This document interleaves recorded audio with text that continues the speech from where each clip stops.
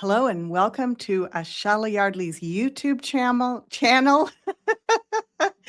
And Eye of the World streaming on Rumble. Welcome everyone. I was so excited getting ready to come on and meet with all of you today at this, as we keep saying, these most incredibly potent times, these portals of opportunity, of great change, requiring great courage and a lot of holding together through the uncertainty, but also the expansion and the activation. So welcome everyone. If you're new here, this is Ashala Yardley, as I said, the YouTube and Rumble channel. And I just want to say a couple of things before I get started. Thank you to Bryce, who's been messaging me and saying, Ashala, you need to get your tip jar on Rumble, and you need to get your, buy me a coffee on YouTube. And just to let you all know, I had Rumble and YouTube streaming before I joined Beyond Mystic. Back in those days, it was a lot easier to just put up live streams in two places, to have all of those, the tip jars and this, the super chats and all that. It's gotten really complicated, and Google has got its talons in pretty deep with a lot of the things that we do now. So I've actually closed off super chats on YouTube, and we've put up a cafe or something like that it's called, which is a tip jar. I'm not sure where it is, so you can let me know if you find it. And we just did that today. We just took off super chats and other ways that you can show us your appreciation. Thank you so much to those of you who've already done so. And on Rumble, we now have a tip jar too. So there we go. And thank you, Celestial Emma. Hit the like button, of course. Hi, Cassandra. Aw. Lupo, Trixie, Amperia. Hi, everybody. Shelly. Okay, so Shelly is coming to Egypt with me. Hi, Shelly. So looking forward to connecting with you there. And I want to take a moment just to share with all of you what these events, these upcoming events are going to look like. There's a lot more events coming here in the near future, but let's get started with looking at the events that I have up right now. So we have on our members platform, you can find the link below, use the coupon code that you see down here at the bottom, get your 30% off till the end of March. That is for an annual membership, includes all the courses on the website. And at least once or twice a month, we're actually doing virtual lives that are part of your membership with members from the community, and we're getting more and more people joining in. So there's 20 days to the next event with Crystal. That's on March 22nd. And then another one on April 12th. And then this is my trip to Egypt. 67 days left to the event, and we have one space left. So if you've been waiting and wondering, we actually have two people that are considering coming to Egypt. The date is, gosh, I gotta go back and look. I'm going a little early, so I always forget when it is. 9th to the 19th, that's it. So yeah, you've got a little bit of time to kind of get prepared, and I will let you know as soon as that trip is full. So, wow. Welcome, welcome everyone. And let's jump in to see what is in this upcoming week, because what is happening in the news, isn't it extraordinary? And I want to say that if you haven't checked out Meg Moonbeam's channel, go over and watch her stuff, what she has posted, what she and Jens posted, I believe it was yesterday or the day before, on the war in the Middle East was incredible, insightful information. I really appreciated that they included messages from people who have friends and family there. And I also have friends who have family there. So, yeah, we are looking at this extraordinary, everything that's been going on in all of the channels with all of the exposure of the international cabal, deep state rings of influence. And then this, I want to say, timing around activating certain timeline nodes that have been in place for a really, really long time, right? We've been talking about what does this turning point around opening up again conflict in the Middle East as a decisive moment for us to have a grand awakening on this planet. To me, it's signaling something to us that isn't just about the politics, it's about the spiritual, I want to say, timing of where we are. So, thanks, Celestial Emma. I just looked over. I love your hair today, Ashala.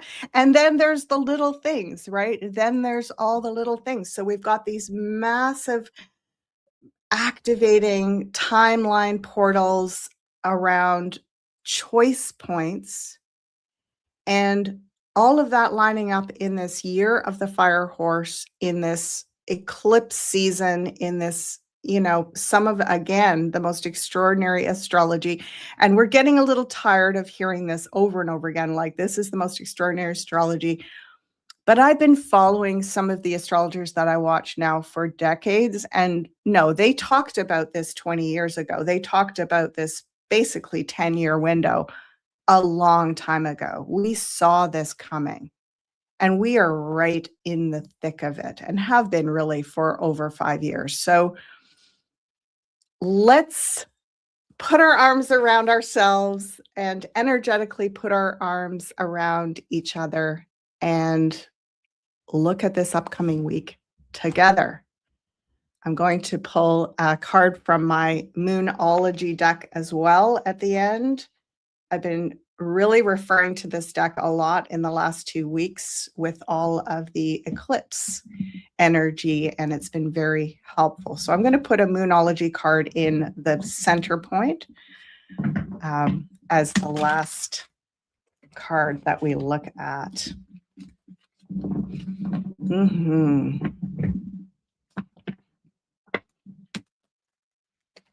Atlas, the Magician, the Decade of Clear Seeing.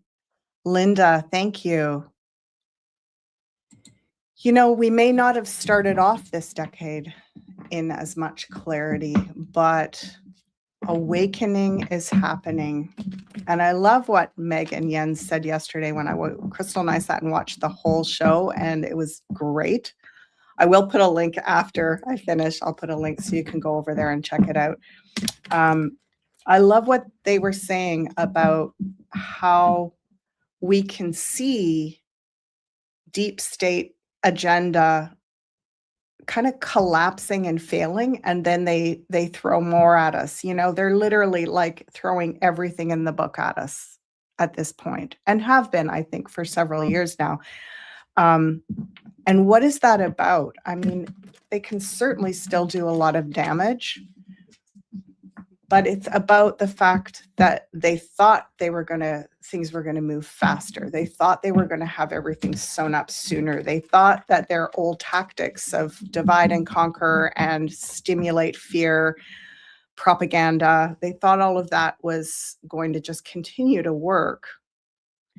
And it's just backfiring more and more in terms of the more these projections and illusions are spread, the more the sort of lies and delusions are revealed. So it ends up that they are exposing themselves by how they're going about this at this point. There's the yes card on the bottom. Okay, so let's get the cards in the middle and see what we have for this upcoming week.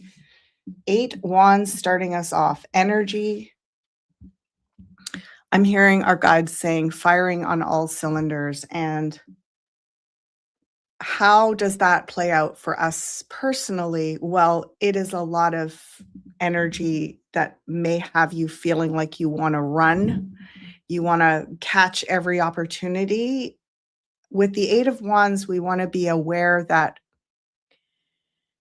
there's more coming. If you miss this bus, you can catch the next one. So pace yourself because we know that this is going to be a year, the fire horse year, and even next year being the fire goat year, which is the maverick, by the way.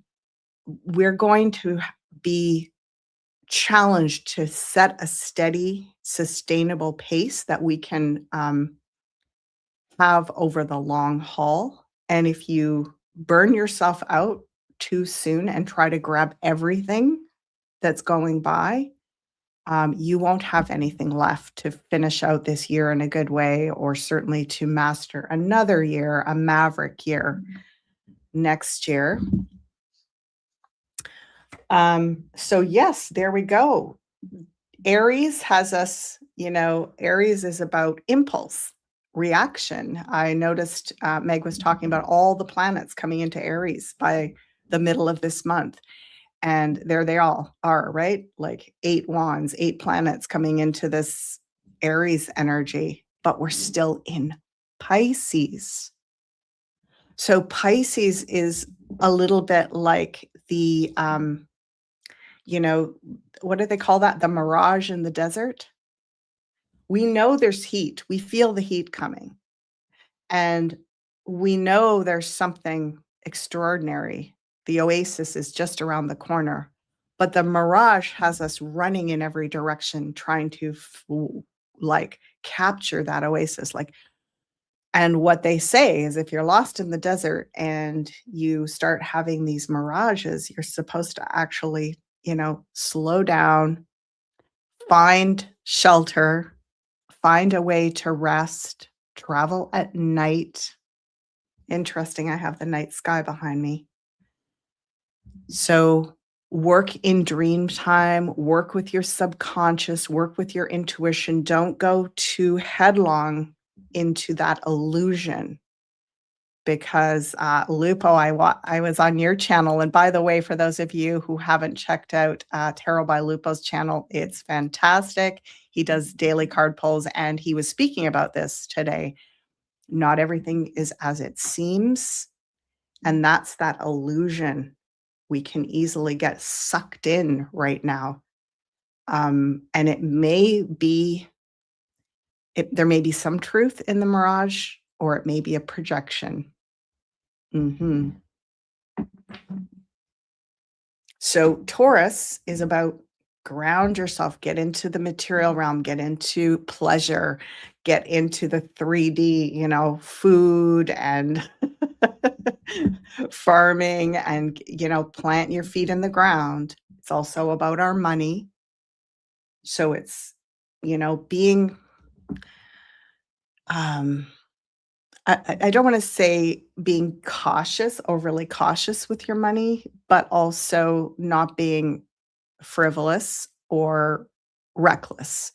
So slow and steady, keep on going in your direction. We'll see if anything comes up around the rise and fall of metals this week as well. Okay, so Gemini has us feeling.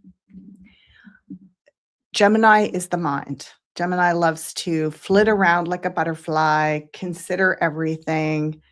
Again, all that fast energy moving towards us, all these illusions, mirages everywhere. And Gemini has a hard time feeling instead of thinking, to just sit with feelings. And it can easily feel when we have something like this. This is sorrow, grief, depression, emotional disappointment in Gemini. So it can feel like we don't have words for the grief. We don't have a way to process our grief. We don't have a way to analyze Why is this happening? Gemini wants to know the answer. Sometimes there's no answer, especially when we're in the mirage. Sometimes it's just, it feels sad. So there's a sense of sadness. I want to see what's around it. Um, and how can we use, because Gemini is also ruled by Mercury while we are in a Mercury retrograde in Pisces. So, of all the Mercury retrogrades, this one has us wanting to look at our subconscious, wanting to look at things that are where we're carrying grief, maybe even from a long time ago, lifetimes ago. This could be a good week to express that, to journal about it, to have a therapeutic counseling session. I have one booked on Thursday. So this could be a good week.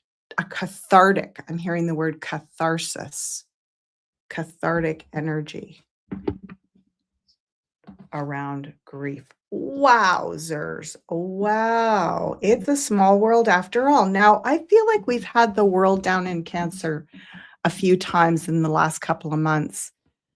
Um, and yeah, it's interesting because we think about Cancer as being our home, literally our actual home base, our close family.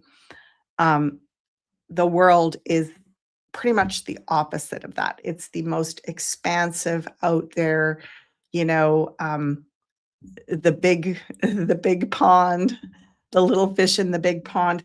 So there's some way that this week you're going to feel very much connected to people all around the world. There's a sense of it's a small world after all feeling.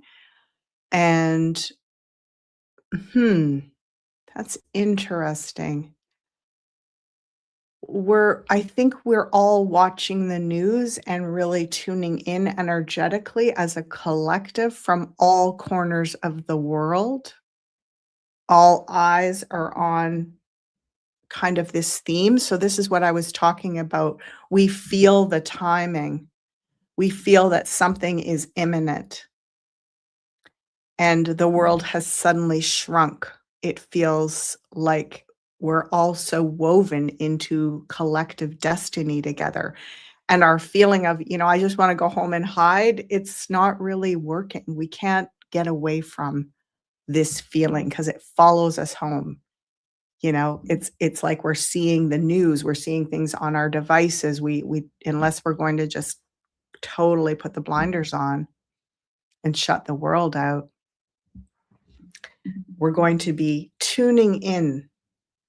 And there's a practice, a body practice where if you have pain in one part of your body, but another part of your body feels good and relaxed and kind of warm and healthy, you can actually send energy from the part of your body that feels good to the part that doesn't feel good, like make a bridge.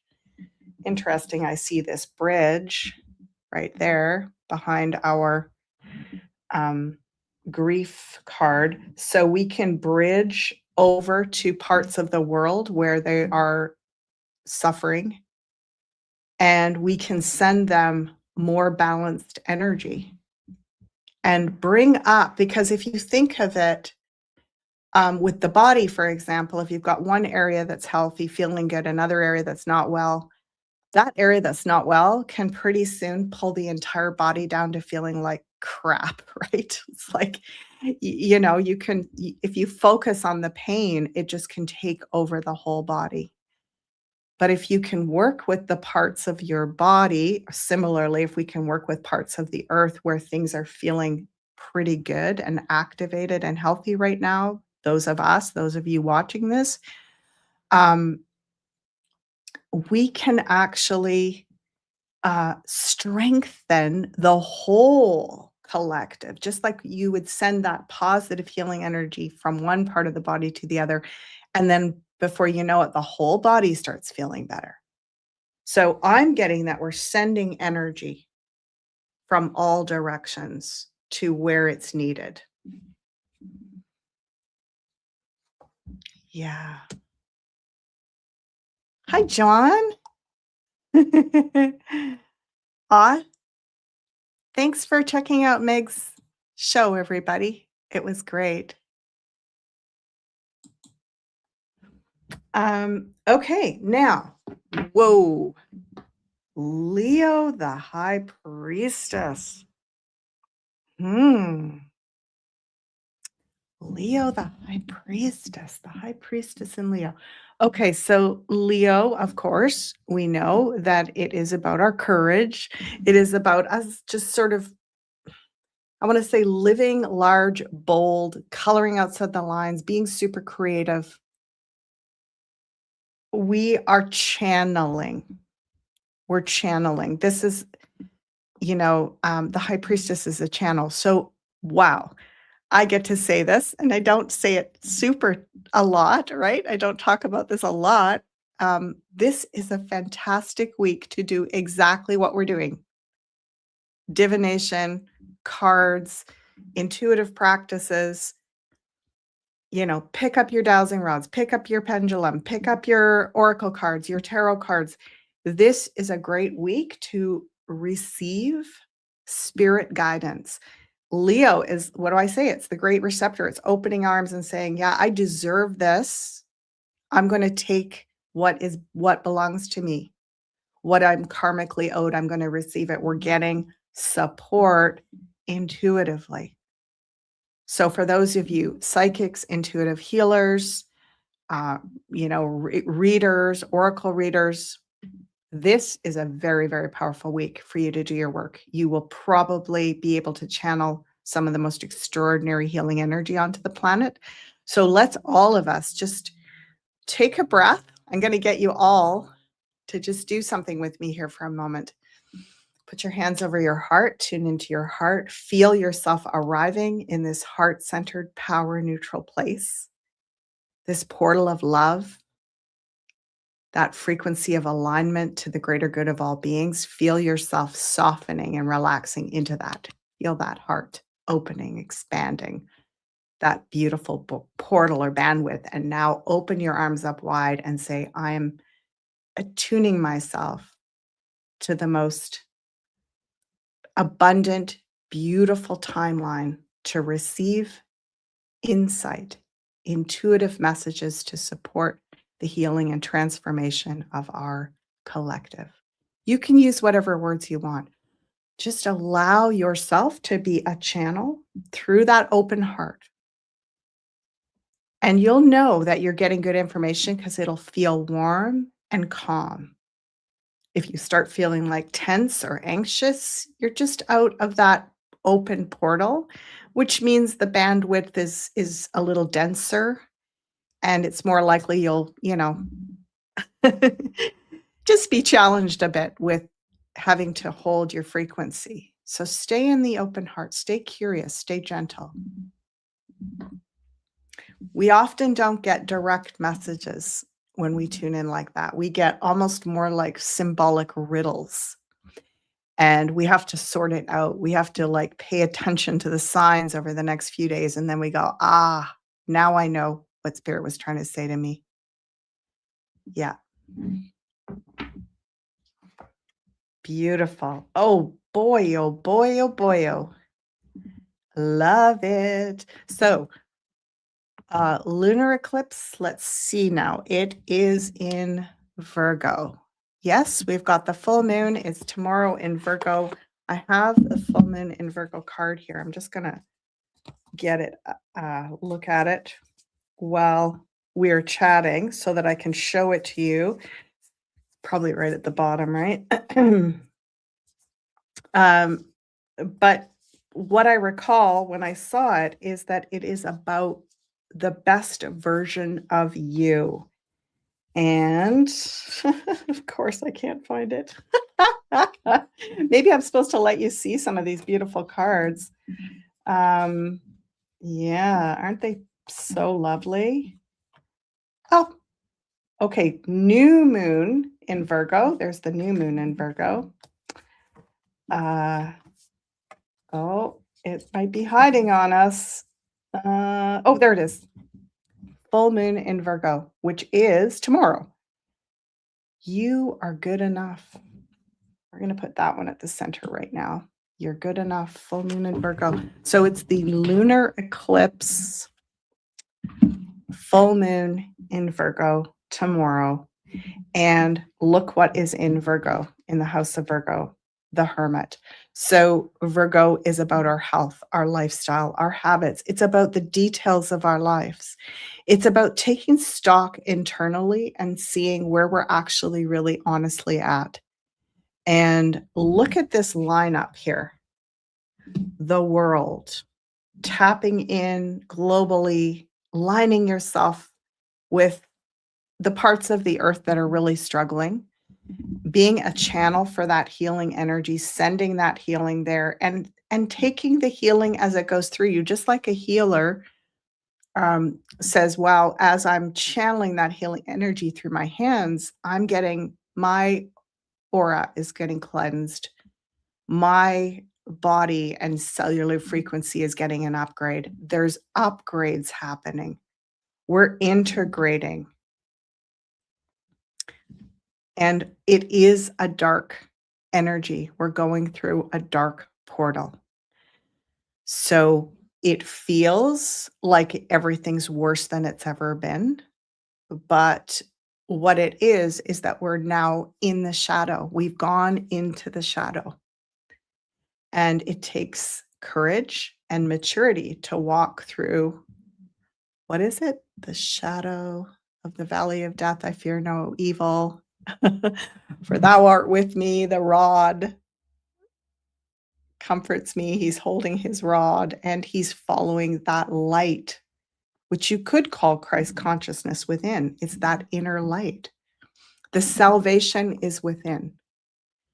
Your knowing, you may find yourself as this energy from outside is kind of coming in from all directions like this. You may find that you're becoming clearer, calmer, and more self-aware, more attuned to what really has value for you. So nothing small about these three cards in a row here. The World, High Priestess, and our Hermit. Okay, now we get over to, there's a real sense of justice and judgment here, even though this isn't the Justice card. This is the House of Libra. This is the Libran king, by the way.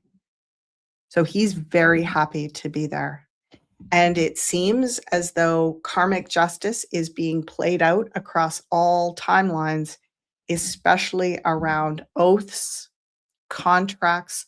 So be very aware of what you sign this week.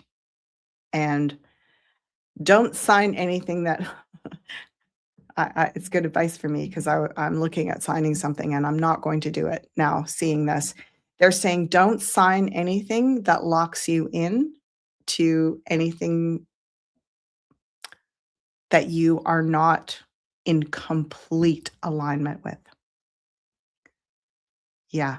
So there's a discernment here around relationships, contracts, agreements, oaths, and things of that nature. And we need to be very discerning. I mean, for one, it is a Mercury retrograde, so we don't want to sign anything. And for two, it feels like we are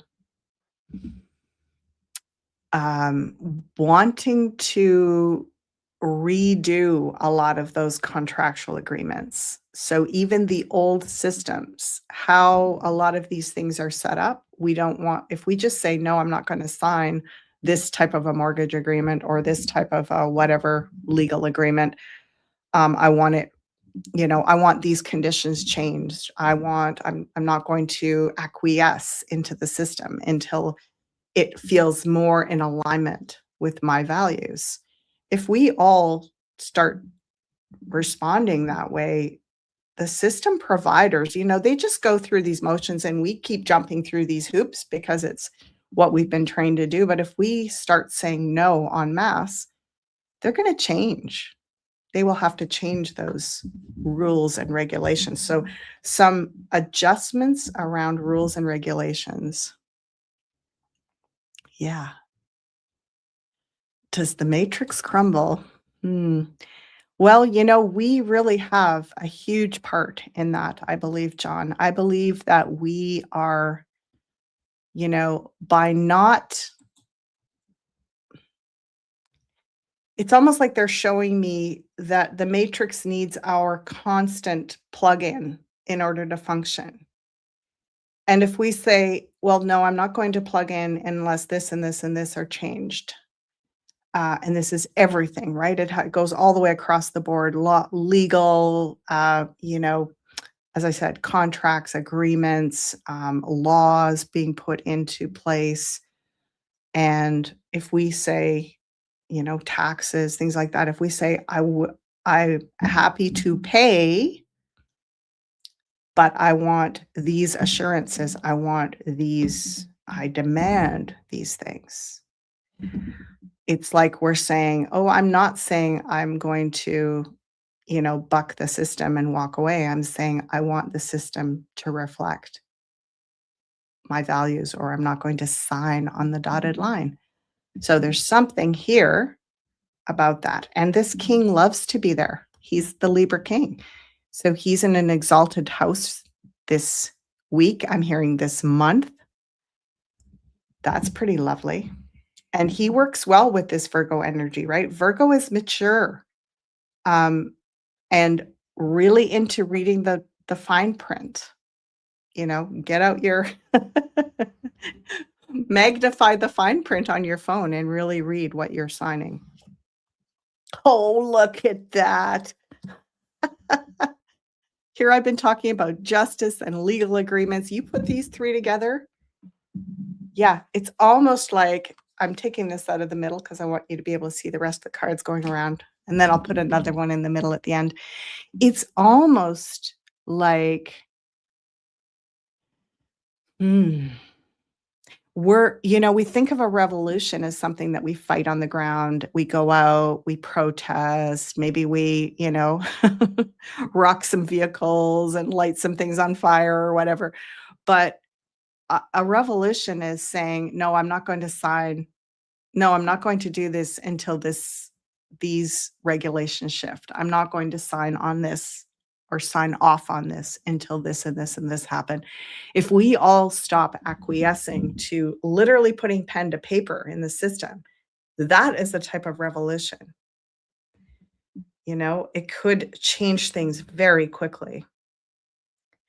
And I think one of the things we're going to see is that there's a lot of things we have to agree to, right? Even if you think about, in the back end of like Google terms and conditions, policies, like read that stuff this week and push back and say, no, I'm not going to sign this. Or if there's a, reject this part of the policy, they're saying, yeah, do it. Even if it causes you a little bit of short-term discomfort because you can't fly into the system as easily. They're saying, by us pulling out of the system and not just following along like sheep being guided along the track, that starts to cause the system to malfunction. It's just sort of like it starts to, it won't work. It won't function. If enough people don't keep it running, the matrix will collapse. So that's interesting. Okay. Sagittarius, very sweet. We've had some pretty potty cards, right? Look at this.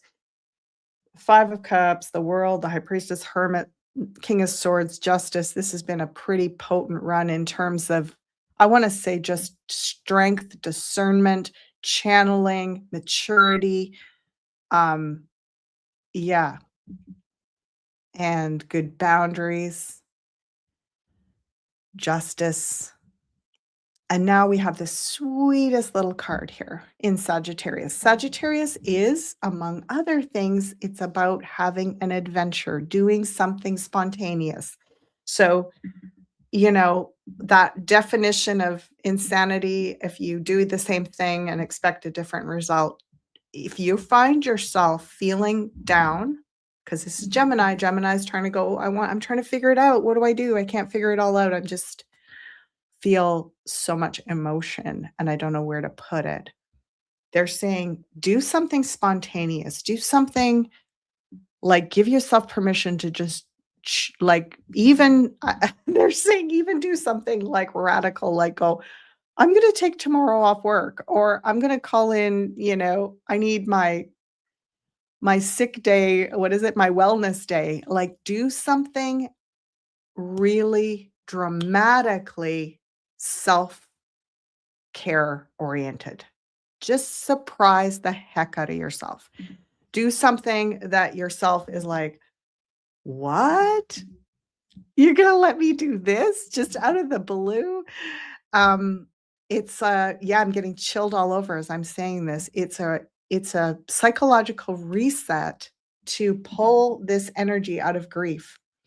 I think that I saw that Meg had also talked about all this Pisces energy and the retrograde in Pisces as a lot of grief where and you remember back the week, if you go way back in my YouTube channel, I predicted the week that they were going to declare that the queen had died before it was actually predicted it the weekend before it happened.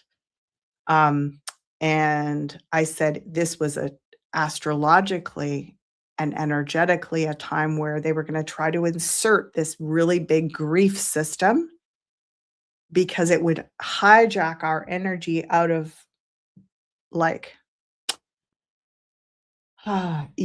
imagination, creativity, open-heartedness. It would hijack us into a lower expression of despair. It would pull us into despair. It hasn't that a lot of what's been going on right now in the news.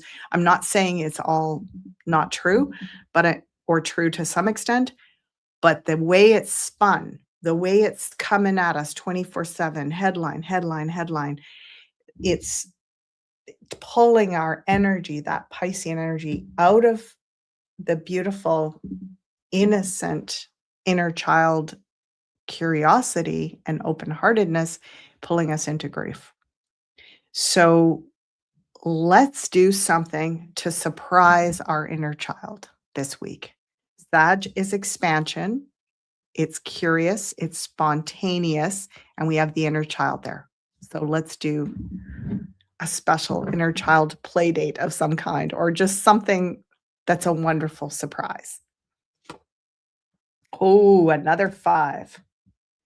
Another 5. Okay, so this is a tangle energy. It kind of goes along with this mirage feeling here.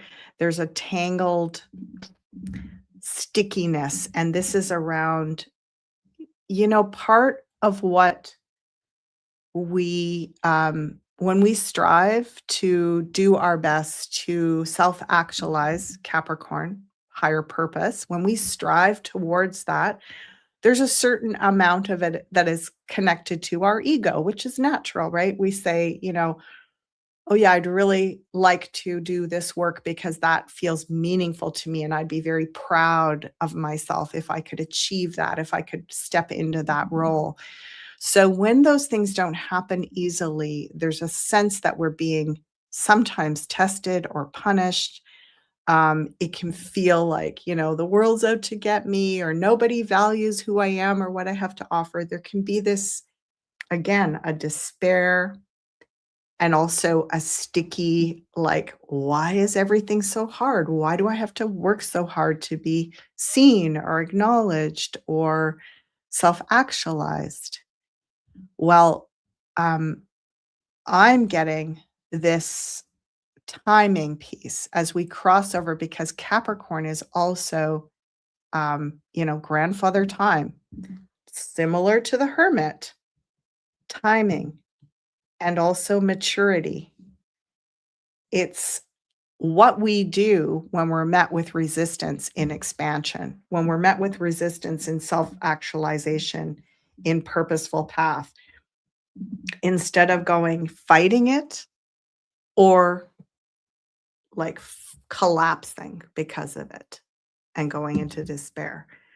I'm just getting there's this hovering. It's kind of like just go across and bridge it and wait because it feels like if you've got a lot of energy, if there's a lot of dynamic energy building up, a lot of dynamic energy building up, you feel somehow like I've got this purpose or I'm meant to do this thing, but it doesn't seem to work. Every time I try, it's not working.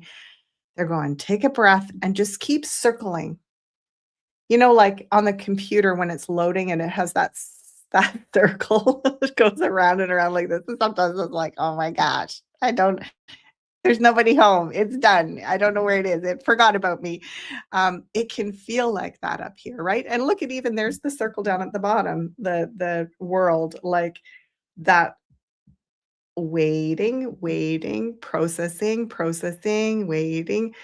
Um, if there's energy there, if you are like excited and frustrated, um, if it feels like it's unusual amounts of resistance you're getting, instead of thinking it's a no or you're being pushed back, see it as oh, there's a lot of energy there. There's a lot of energy built up there. So it's probably a yes. It might be that you've got to wait for the right time because you're meant to go bigger. In a lot of cases, when we feel resistance to a purposeful path, when we get a lot of feedback from the universe that is like we're not getting ushered in easily, it can feel like we're being discouraged from that path or punished. But this feels to me like you're being tested to see if the circle spins for 5 minutes, 10 minutes, an hour, are you still going to be there? Keep busy, do other things, but are you going to drop it and give up? We're being tested. Are you going to drop it and give up? A lot of tests around, are you going to drop it and give up? What's the purpose of dropping your purposeful path? What could be good about that? I mean, maybe you set it aside for a little bit and say, I'm going to go do something else right now, but I'm definitely not dropping it. There's really no value in dropping your personal path, your purposeful path. It is important, however, to not give up if you're met with resistance or not to assume failure if things don't happen in the time that you hope they will. I've definitely had lots of learning around this in these last few months. And, you come back around to the part where it's like, we are who we say we are. And whatever you know about yourself, if you come back, even after waiting, 5 hours, 5 days, 5 weeks, 5 months, 5 years, 50 years, if you come back, circle around, it's almost like I'm hearing we get bonus points for that. We get to do it better if we've proven that we're not going to give up because the universe didn't give us what we wanted right away. Instant gratification, deferred gratification. We're being tested to actually hold on and not go into automatic despair and defeatism. Wow. Mhm.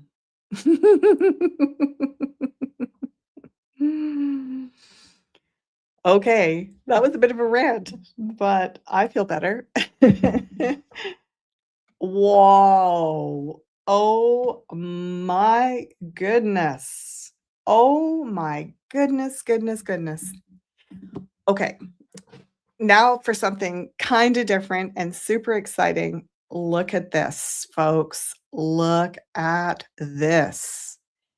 10 of Pentacles in Aquarius. Aquarius, our community, our friends, our networks, and this is the legacy card.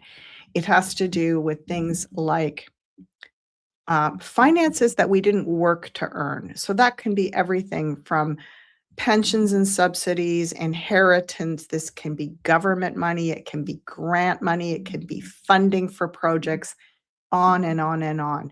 In Aquarius, it's likely money that is pooled cooperatively, either in co-ops, shared resource projects, shared investments, and also subsidies and or grants through shared projects, funding for shared projects. This is strongly linked to our priestess, who is the divine channel. She's also the ancestor. So there is money,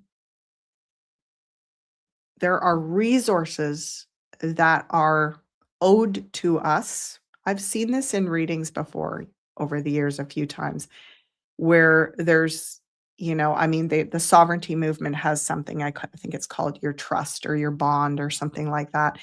There is money that is owed to us that has to do with our parents, our grandparents. There is something we are entitled to. Now, is it going to come through these specific type of, RV or white hat ops, or is it going to come through something else that starts off more subtle?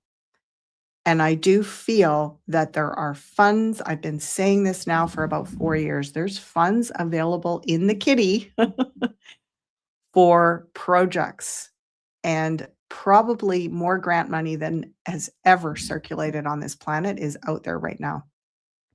And we are waiting to have money deposited in our account. But what we want to do is go as a group and ask for grant money or investors to put into our vision. So even if you're not ready to do that this week, this could be a good week to design your business plan, your co-op model, to start dreaming it, visioning it, and putting the budget in place so you know how much you're asking for. Let's not worry about where it's coming from right now. Let's just be ready when that pocket is open. We are right at the front of the line saying, yeah, here's my ticket. My ticket is, this is my project. This is my business plan. These are my partners. And this is exactly how much funds I need to do this. We'll be ready. So allow some of that, you're going to interpret that how you will, but allow some of that to percolate in this week. Last card, drum roll please, is strength. What a dynamo to have in Pisces. Pisces has been waiting for this time. We are at the end of the age of Pisces and we are transitioned. I'm getting it's been over a decade since we transitioned into the age of Aquarius. We are well in Aquarius, decentralization.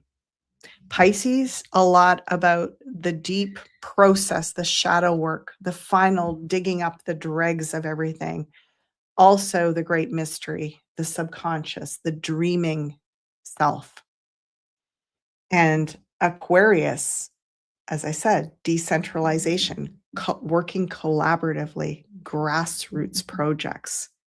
Also technology, but high frequency technology. Okay, I'm going to give you a last little word of wisdom around this, and then we'll see which moon card I pull for the center. My dear friend Dan Nielsen, who I did a show with on my YouTube channel like 5 years ago or something. I just met with him. We're both on a committee around this Healing Force Society. I'm on one of the board of directors. And we were talking about AI and how to include that in our projects, how to design an ethical model of working with AI. And he's a tech guru, has been working with AI working with technology for decades. and really from a spiritual sense, interpreting the role of AI. And he said it's something extraordinary in that meeting. He said that AI, the higher frequency versions of AI, are here and they could be available to humanity, but they're not being given to humanity. Now, is this white hat operation that's preventing us from having it till we're ready for it? I got more the sense, and my intuition says it's actually a higher directive of like things that are close. We're close, but we're not close enough. And he said that what was preventing us from receiving the very highest frequency AI to work with is that we have too big of a shadow. We have too much heavy, heavy collective shadow, even individually, all of us.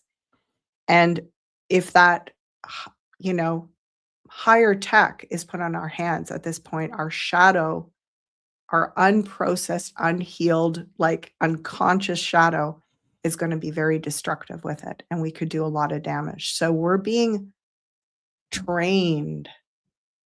Look at that training to find our way into the right frequency, into the best frequency. Yeah, it's beyond 5D, I'm hearing. I've always felt like we're looking at 6 or 7D, maybe even 8D, eight-dimensional technology, eighth dimensional, ninth dimensional technology. So 5D is actually really challenging. It's a very challenging dimension. It's the astral plane. So we got some work. We got some shadow healing work to do. And yet, there are people in this community listening and watching right now that are going to be some of the first in line with their ticket. And that ticket is not something that you bought. It's something that you earned by designing the system that you're going to create with you know, the resource that you're given. If that resource is technology, if that resource is whatever kind of currency is currently in use to allow you to receive the resources you need to build your projects, your vision, your idea, it's that development of those things, knowing what you're going to do, right down to the penny, if it's in dollars, um, it is going to allow you to be at the front and already living in New Earth in a purposeful path. But it's not an on-demand system. It's not like, well, I paid for it, so I expect my product. We have to work for it, and then we have to wait. Yeah. Trip 2900. Love your vibes. It so resonates on this live. Thank you.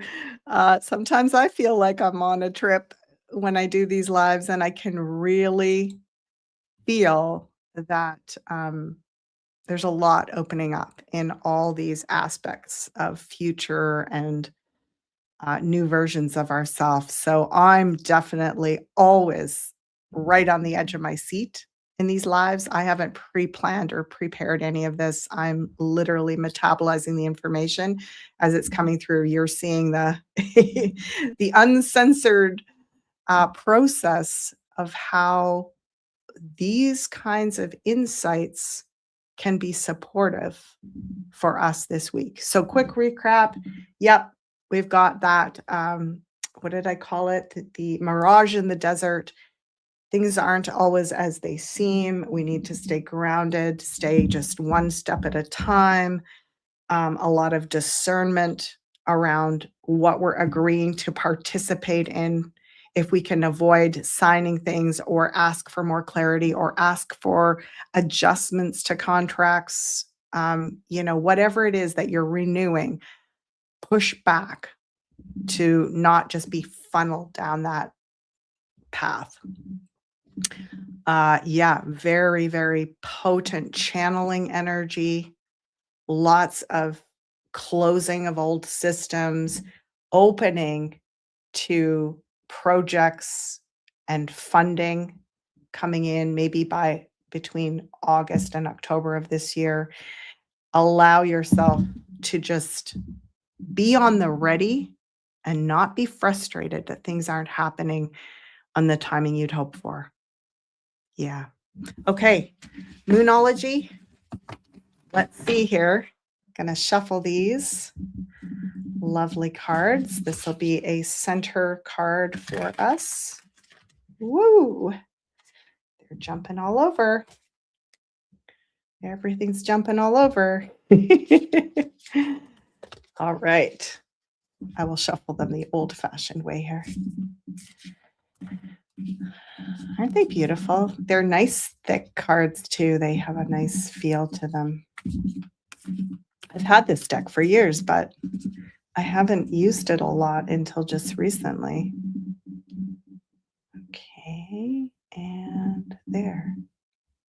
Ooh, here's our card. So the energy is gaining momentum. Now, isn't that interesting? I'm going to bring your awareness to that. And for those of you that are my tarot students, what does the number 8 symbolize? You remember in numerology? Does anyone remember what 8 symbolizes? Just going to see if anyone gets this. Anybody comes on to say, come on, Crystal. Crystal's like, no, Mom, you didn't give me the cheat sheet. Can't look up the numerology. Yeah, okay. Carol saying infinity. Infinity, wealth, beautiful. Those are all beautiful answers, actually. Yes. And one of the reasons that the 8 is about infinity and abundance is because it has built up a momentum. 8 is predictable patterns of manifestation. It means that we have moved energy long enough that it's now cycling. Electrons move in cycles of 8. The I Ching is a cycle of 8. It's cyclical energy that can self-replicate because it has its inertia, momentum. This is momentum. And this is saying the energy is gaining momentum. We've got an 8 at the beginning. The first card is an 8. And the last card, check out the Roman numeral, 8. Yeah. Abundance, wealth, infinity. Yeah.